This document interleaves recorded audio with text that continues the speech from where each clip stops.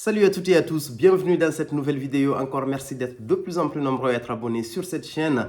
N'hésitez pas à nous rejoindre sur le groupe Facebook, il y a énormément de choses qui s'y passent. On échange beaucoup autour de ce groupe et merci particulièrement à ceux qui sont en train de participer à la production de ces vidéos en les finançant en partie. Aujourd'hui, j'ai décidé de vous parler de mes attentes. Récemment, le mois dernier, j'ai pris le Nissan Achieva X qui était sorti mais que j'ai toujours pas reçu. Donc, il y a une grosse attente autour de ce parfum et même sur les réseaux, je vois énormément de questions parce que j'ai l'impression en fait qu'ils ont commencé les livraisons cette semaine et moi, ils m'ont informé qu'ils ne pourront pas livrer ma commande pas avant le 22 de ce mois. Donc, du coup, ça va faire quasiment un mois entre ma commande et le lancement de la livraison. Donc, je le recevrai au bout d'un mois de commande, ce qui est assez impressionnant. Donc, le deuxième parfum, en fait, autour duquel j'ai beaucoup d'attentes, c'est le Roja Elysium Intense. J'ai vu énormément de questions, mais la bonne nouvelle, c'est que le Roja, je l'ai pris le 10 et là, demain, le 12, en fait, je viens de recevoir un SMS de la société de livraison qui m'indique que je le recevrai demain vendredi, s'il plaît à Dieu. Et j'ai vu qu'il y avait énormément, comme je le disais, d'attentes autour de ces parfums-là. Donc, j'ai décidé de vous partager mes attentes personnelles. Qu'est-ce que j'attends de ces parfums-là? Et on va voir, en fait, si ça va se réaliser. Est-ce que ça va vraiment donner ça? Et avant de commencer ça, je vais vous dire qu'est-ce qui m'a conduit au Roja Elysium, par exemple, pour arriver au Roja Elysium Intense. La première des choses, c'est que c'est le Bleu de Chanel, en fait. Le Bleu de Chanel Eau de Toilette, c'est un parfum qui m'a totalement perturbé, en fait, olfactivement. Et dans la recherche de l'excellence, je suis passé de l'autre parfum, le parfum que j'ai renouvelé à plusieurs reprises et j'ai abouti en fait au Roja Elysium. En gros, c'est vraiment la source du Roja Elysium. Moi, c'est le Bleu Channel qui m'a conduit vers là. Le Nissan Achieva, en fait, avant d'aller au Nissan Achieva X, il y a eu une petite transition. Le premier parfum, c'était le Dior Sauvage. On va dire Dior Sauvage, excellent parfum. En fait, je l'ai eu dès sa sortie aux toilettes, mais vraiment excellent. 2016, je crois, sa sortie, très beau parfum, mais vraiment un gros game changer. J'ai beaucoup aimé le Dior Sauvage, j'ai eu toutes les déclinaisons. Donc, dans la recherche de l'excellence de ça également, j'ai abouti au Cri d'Aventus, très beau parfum, magnifique, une grosse référence. Et malgré ça, en fait, il me manquait un truc sur le Cri d'Aventus. C'était vraiment ma phase où j'étais vraiment omnibulé par un parfum assez présent. Mais ça, c'est normal, c'est mon ADN olfactif. J'aime les parfums qui sont présents, même si des fois, je porte des parfums doux. Je suis allé vers un Nissan Achieva et ça m'a satisfait parce que c'était un parfum qui reprenait un peu l'ADN du Cri d'Aventus à 60%, mais les 40%, c'était une autre vibe en fait que le Nissan Achieva ramenait. Mais c'est pas juste une copie du Cri d'Aventus, mais avec une excellente tenue, même s'il y a eu quelques soucis avec certaines personnes qui l'ont commandé sur un site de discounter dont je ne vais pas lister le nom parce que d'habitude, ils vendent de bons parfums, mais je pense qu'ils ont eu des soucis avec cette référence en particulier, ou peut-être même c'est le producteur même qui avait, je sais pas, intentionnellement ou pas, baissé la qualité du parfum du Nissan Achieva. Mais moi, j'étais tombé sur un très bon lot et c'est un parfum que j'ai vraiment saigné l'été dernier. Aujourd'hui, je ne l'ai pas. Donc, pour moi, le Roja Elysium Intense, c'était le moment de l'avoir parce que, regardez ma bouteille actuellement. Je pense qu'il me reste à peine 20 millilitres. Je ne sais pas si ça atteint les 20 millilitres de ce qui me reste. Un peu moins de 20 millilitres. Donc, j'étais en train de l'économiser petit à petit. Et c'est un parfum que j'ai vraiment beaucoup aimé, le Roja Elysium. Excellent parfum. Franchement, c'est un parfum qui m'a énormément marqué. Et j'avais pas envie de finir cette bouteille parce que j'ai envie qu'elle reste un peu collector, entre guillemets. C'est une très belle bouteille. Le parfum est excellemment bien conçu. Donc, du coup, j'ai décidé, en fait, là, dès que j'ai vu la sortie du Roja Elysium Intense, je suis abonné sur la page de Roja. Dès que j'ai vu la publication, je me suis dit, oh, le parfum, il sort quand? Et tout de suite, j'ai vu qu'il était disponible. J'ai commandé automatiquement le Roja Elysium Intense. Et du coup, j'attends sa livraison. Et en parfum que j'ai rajouté, j'avais rajouté le... Parce qu'ils offrent à chaque fois un 7,5 ml, je crois, ou 8,5 ml, je ne me rappelle plus exactement. Moi, j'ai choisi le Roja Amber Oud, qui est vraiment pour moi l'équivalent d'un énorme parfum de oud qu'il faut avoir dans sa collection. C'est l'équivalent d'un Alexandria Oriental, on va dire, pour moi dans cette catégorie, quoi, même si ce n'est pas la même chose. Et avoir ça dans sa collection, c'est vraiment quelque chose d'intéressant parce que voilà, ce n'est pas un parfum qui est donné. Donc, du coup, mes principales attentes, en fait, parce qu'ils ont listé, en fait, sur leur site internet, là, j'ai bossé, j'ai pris même des notes. Sur leur site internet, ils ont listé, en gros, les notes du parfum de Roja Elysium, par exemple. disent qu'ils ont rajouté les ingrédients clés déjà du parfum, c'est le pamplemousse. Pamplemousse, c'est vraiment une note qui est vraiment très belle, que moi j'aime dans les parfums. En général, il y a du citron vert et surtout il y a de la rhubarbe.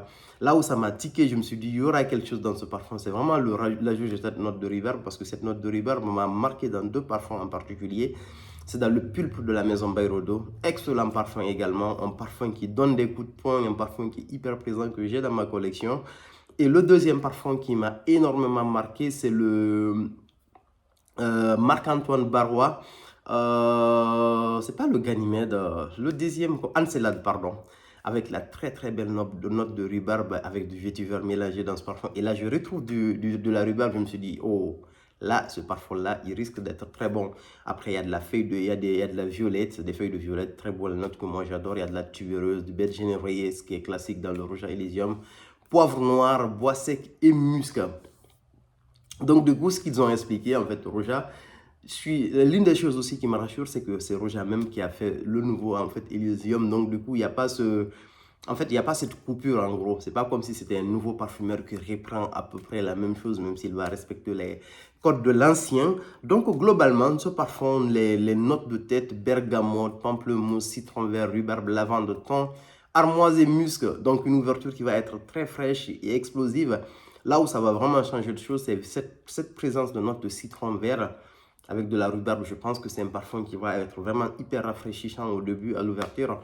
Et c'est quelque chose qui va continuer avec une note de cœur, muguet, fleur d'oranger, rose de mai, jasmin de grasse, tubereuse, pomme, cassis. Donc du coup, l'aspect, les notes de cœur, il y aura un aspect qui est très floral, mais avec des notes florales hyper présentes. Et il y aura cet aspect clean qui va s'imposer parce que je vois une note de lavande et de thym ici. Et puis au niveau des notes de fond, on a du... Qu'est-ce qu'on aura? En fait, on aura de la férule gommeuse. Je ne sais pas si cette note elle était présente dans le classique. On a du poivre noir, de la chypriole, du vétiver. Vétiver indispensable pour un Elysium. Bois sec, feuilles de violette encore. Bête genévrier, benjoin. Donc, ce qui présage que ce parfum va avoir une certaine rondeur en gros. Et de la tenue, on a du schiste. Et le schiste aussi, très belle note qui tient et qui projette dans les parfums. Parce que le schiste, vous l'avez dans le Oud Isfahan par exemple. Donc, on a du cuir, il liste de l'ambre gris et du musc. Donc, du coup, c'est un parfum qui a vraiment... C'est un parfum qui promet. Maintenant, les questions que je me pose, est-ce que le Roja Elysium Intense va remplacer le Roja Elysium classique? Est-ce qu'ils l'ont conçu de sorte à ce qu'il soit, entre guillemets, un achat, on va dire, obligatoire pour toutes les femmes du Roja Elysium, de sorte à ce qu'il ne puisse pas remplacer le...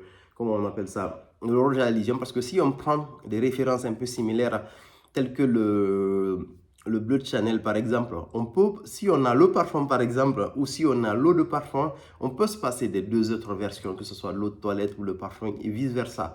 Mais là, est-ce qu'ils vont faire la même chose?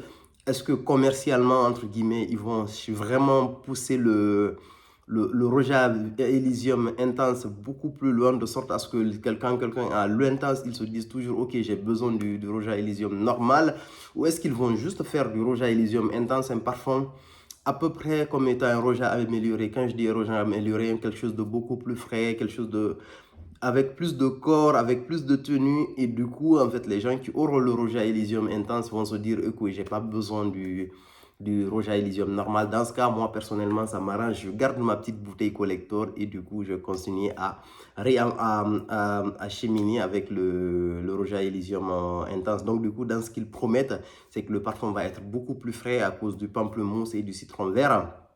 Et il ajoute de la note de rhubarbe. Et donc, du coup, ce qu'il donne encore, c'est qu'il y aura en fait beaucoup plus de luminosité, en fait, à cause de la note de tubereuse. Il y a énormément de, comment on appelle ça, de promesses dans ce parfum. Et du coup, là, au niveau de la structure, en fait, il change la note de poivre, en fait. Je pense qu'il y avait du poivre normal ou du poivre blanc, je ne sais pas exactement. Et puis, ils vont remplacer ça par du poivre noir. Et il y aura encore, en fait, une partie qui est encore plus boisée. Et il y aura c'est un parfum en fait qui promet d'être intense d'après ce qu'ils disent. En tout cas, il y a de belles promesses et ça, on ne va pas tarder à le savoir. Normalement, demain, je devais le recevoir et je vous le dirai en fait. Mais au niveau du Ashiva, d'après les promesses, parce que moi, le Ashiva, par exemple, non, je n'aurais jamais senti le Nissan Ashiva. Le X, je ne l'aurais pas pris, mais le Ashiva normal, je l'ai beaucoup aimé. Et dans ce qu'ils annoncent, en fait, au niveau du Nissan Achieva X, par exemple, c'est que, en fait, il y aura la même structure à peu près.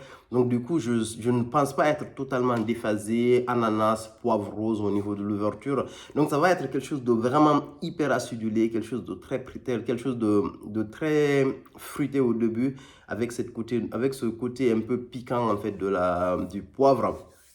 Après, ce qui change également, en fait, au niveau du Nissan Achieva X, d'après les promesses, c'est qu'on va avoir, en fait, des notes de cœur qui sont très florales.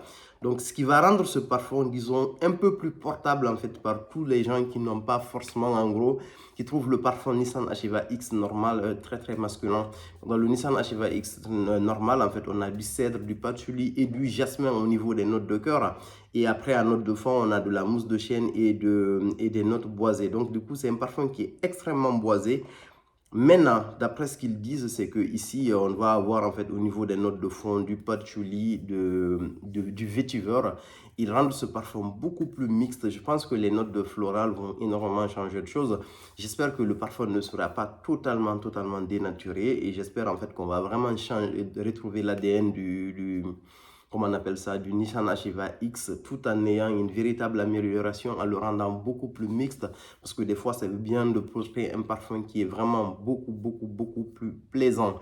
Donc, en résumé, franchement, c'est dans ma collection de parfums, dans mon parcours olfactif en général, parmi les parfums qui m'ont le plus satisfait, en fait, c'est les parfums de Roja, même si c'est des parfums qui restent extrêmement exorbitants en termes de prix.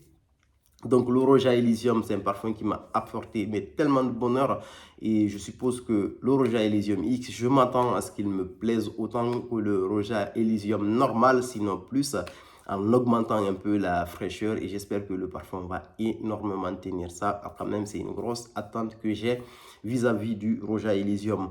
Et quant au Nissan Achieva X, j'espère vraiment ne pas être dessus, j'espère avoir au minimum aussi la tenue du Nissan Achieva normal et j'attends surtout à ce que ce parfum-là, en gros, olfactivement, en fait, qui est la promesse, en fait, d'évolution, en gros, qui est une sorte de confirmation. Je m'attends pas, je veux pas que ça soit juste un flanqueur qui va les permettre, en fait, de relancer les ventes, même si commercialement, je comprends ça, mais je m'attends à ce qu'il y ait vraiment une véritable valeur ajoutée, à ce qu'on ait quelque chose de beaucoup plus consensuel au niveau du Nissan Achieva X.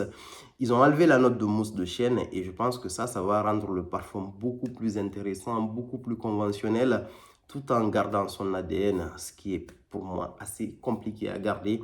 Donc voici mes attentes par rapport à ces deux parfums. J'espère vraiment ne pas être dessus. Et si je suis dessus, je n'hésiterai pas à vous le dire. Vous savez que je suis tranchant avec ça. Pour moi, en fait, parmi les parfums d'été, là aujourd'hui, j'en ai repéré 5, mais vraiment 5 à 6 parfums. Ceux-là, j'ai vraiment envie de les avoir dans ma collection. Le premier, c'est le Roja Elysium. Donc, Roja Elysium Intense et Roja Elysium, je pense que ça sera à peu près la même chose. Le deuxième parfum, mais vraiment profil Creed Aventus qui m'a beaucoup marqué et que j'ai envie de garder, c'est le Consort de la maison Boadicea Victorieuse. Un parfum également que j'ai envie de garder dans ma collection. Je pense que celui-là, il va beaucoup me plaire. Et l'autre parfum aussi, le troisième qui restera dans ma collection et qui m'a énormément plu, c'est le Zerjoff Renaissance, ce qui me donne en fait une autre vibe, c'est un parfum assez propre, avec vraiment une grosse présence en fait, et vraiment un parfum un peu parfum propre, on va dire, parfum clean, parfum avec énormément d'agrumes. Ça, en fait, je pense que je l'ai trouvé avec le Zerjoff Renaissance et à peu près dans le même sillage avec beaucoup plus de douceur. Le Amouage Réflexion Men. Mais le Amouage Réflexion Men, c'est un peu particulier parce que je trouve que c'est... Je dirais pas que je le trouve cher, mais j'aurais du mal à renouveler systématiquement le Amouage Réflexion Men. Je l'adore, mais vraiment. Mais je pense que j'irai avec beaucoup plus de retenue avec ce parfum-là. Parce que comment on appelle ça? En fait, il y a quelque chose je sais pas si je dirais qu'il y a quelque chose qui manque, mais quand je prends un parfum qui s'approche un tout petit peu de lui, c'est le Aqua di Parma, j'oublie le nom, c'est pas le nom du Colonia, Essentia, le Colonia Essentia par exemple. Je trouve qu'il y a une petite part du Aqua di Parma Colonia Essentia qui coûte vraiment moins cher, donc ça m'embêterait de payer 300 balles pour avoir celui-là, en gros, pour le renouveler. Donc c'est un parfum vers lequel Je vais aller mais vraiment en douceur en fait. Je le porterai que quand je vais dans des endroits en gros un peu confinés, où je suis habillé légèrement. Je pense que j'irai vers ce parfum-là. Je vais vraiment le garder. Je pense qu'il va rester encore quelques années dans ma collection. J'ai envie de le garder, mais pas forcément le renouveler tout de suite. Et le dernier parfum que j'ai vraiment envie d'avoir et de garder dans ma collection, c'est le Milano. Parce que pour moi, le Milano, c'est une sorte de consensus, c'est une sorte de, comment on appelle ça, c'est une sorte d'équilibre entre un Kirke de Tiziana Terenzi, parfum extrêmement fruité, un peu parfum de kéké, à mon avis, le Kirke de Tiziana Terenzi. Après, il y a le Herba Pura, gros parfum fruité floral, avec une grosse alerte derrière. Quand tu le portes, je suis là, je porte un parfum qui attire tout le monde. Et pour moi, en fait, le Milano, c'est l'un des meilleurs. Il y a plus de raffinement dans le Milano, il y a plus de chic, il y a plus de... il y a plus d'élégance, en fait, dans le Milano par rapport aux deux précédents que je viens de citer, c'est-à-dire le Kirke ou le Herba Pura. Donc, du coup, c'est un parfum qui est vraiment excellent et que j'ai envie de garder dans ma collection. D'ailleurs, le Kirke, si vous avez envie que je fasse une review sur ce parfum, n'hésitez pas à me dire en commentaire parce que j'ai un échantillon de ce parfum-là. Donc, voilà mes attentes en termes de parfum sur ces deux-là. J'espère revenir très bientôt et vous faire de belles reviews sur ces parfums-là et ne pas être déçus. Merci beaucoup. À plus pour de nouvelles vidéos.